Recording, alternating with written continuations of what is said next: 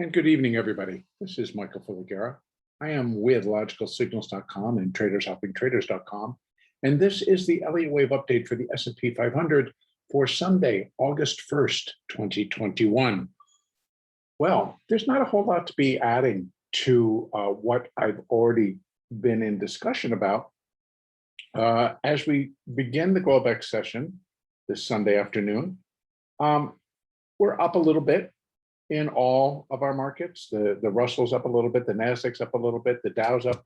Everything seems to be up as they come in and they're starting to buy.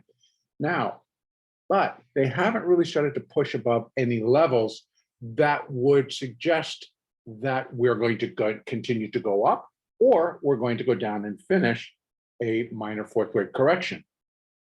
What we did end up doing on during Globex on last Friday was to come down and get to that first zone of support at 4369.75. And what that could have done is completed that minor wave 4. Slight failure, since we were looking for that to go beyond the low of 4364.75. It came in about $5 shy. No big deal, totally acceptable. But what the market needs to do to put some confirmation that that completed minor wave 4 is, of course, pick up the rally, pick up the steam, and start getting itself above resistance at 44.10, and then again at that high that we created the last Thursday at 44.22.50. Now, ultimately, if this rally is back on, it's going to be in the form of a minor fifth wave. That minor fifth wave should subdivide into its own 5-wave structure. Whether or not it then subdivides again, yet to be seen. But initially, I would be looking for it to at least break into 5 waves in its own. So from a minor degree fifth wave to break into 5 waves of minute degree. And then again, it could break one more time in between in waves 1, 3, or 5, and that would be in a sub-minute level. But what it needs to do, of course, is to get up there to give us a signal that, yep, we're on our way. Now, if this is just the absolute first wave, then possibly this was just a small correction. And if it is, and we're now in the 3, well, I'm looking forward to pick up the pace. Now, we're just getting into Globex, so we're going to have to probably wait for Asian markets to open, and then European markets to come back online, and then, of course, the US tomorrow morning. Now, we still have to leave open, and that's why I've left these Fibonacci extensions on here, on the basis that this can turn around and come down and get back down into these levels. At least 1.236. That is where wave C would be 1.236 times the length of wave A. And then 1.382 and then 1.618. So the most common after this, after that, C equals A, would be for it to drop all the way back down to 1.618. So that would be 4,337. And so until we break above all of this, I must leave this in. And we must still consider the potential or the possibility that we will drop, create a new low below there, put a solid bottom into minor wave 4, and then blast higher. So we're going to have to let the market tell us. Now, one other thing that I want to add, if indeed this is the completion point for the minor wave 4, and we are starting in the minor wave 5, let's take a look at where we could find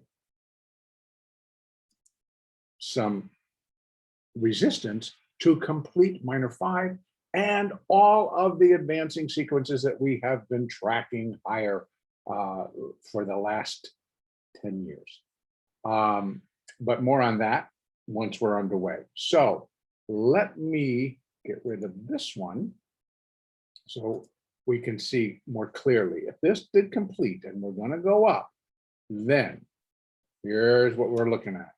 We will have resistance at 44.08, and then again at 44.22.50. That's the current all-time high.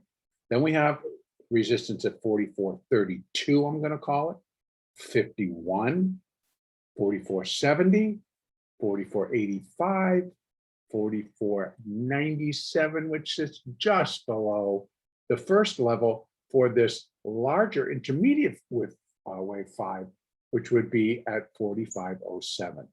Now, if this rally gets going, and I have to tell you, even against all the earnings and the negative trade that we saw last week after Apple reported, after Amazon reported, after Facebook had reported, and after Microsoft had reported, that the markets just kind of give us a little bit of a no way Jose move down. But it stopped right at support. And we do have that additional support below, so we still have to consider we might get down to this level. We still have the no break level down here. Ultimately, we don't want it to break, obviously, below 42.24. That would negate any upside possibilities for right now. Put this as the, or actually this, as the completion point for all of the advancing sequences. And then we're into a much larger, much deeper wave 4 correction. At a basic, it would be at a cycle level 4 correction. And that would, I would be looking for that one to come back to the area of the March 2020 lows. So more on that once it gets started. But for tomorrow, if we could pick up the rally and hold it and keep moving up, these would be our zones. If we can't, then we're looking at the possibility of it dropping back down. And again, so let's keep those up. Just so if you're going to write them down, you write them down, but this is how I did it. It's Fibonacci extensions, and it's from the bottom of wave 2 to the top of wave 3, down to the bottom of what would have to be labeled as minor 4. If this turns and breaks below that level, then of course we readjust for when it does bottom in wave 4, and all of this will readjust because we'll be coming down from current levels, probably $50, or at least 35 to $40. That would create that new low. So that's how I'm going to leave it for right now. Continue to trade using your moving averages, which for some reason are off of my chart right now. And not sure why it would do that.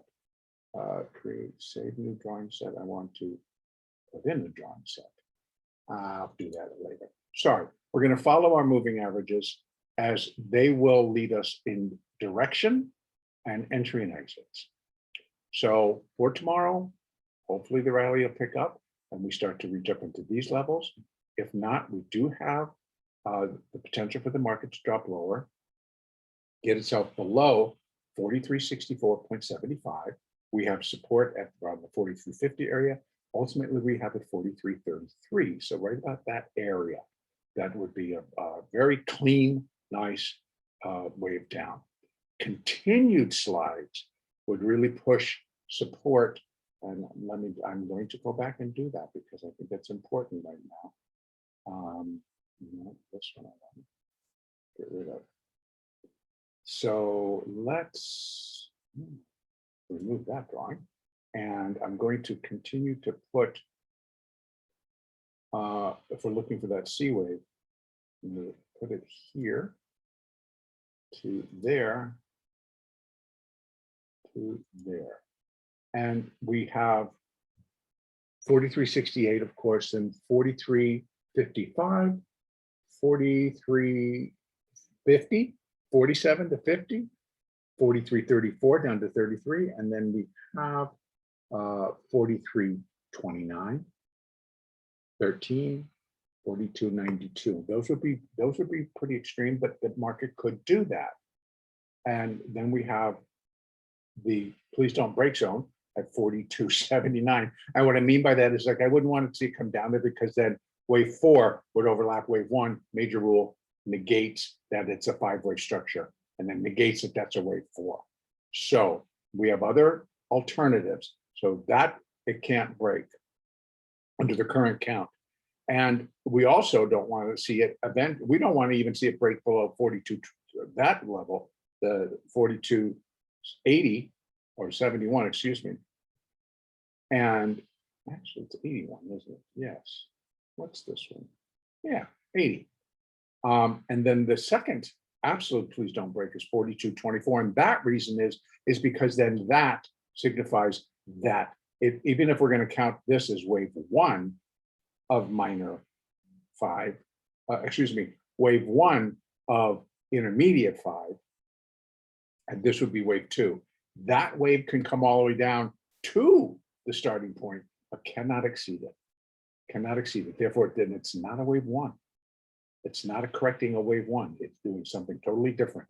And again, we would likely have to go back, put our end points right there at that current all-time high. Okay, so we have our marching orders, continued using moving averages. And the next update will be Monday, August 2nd.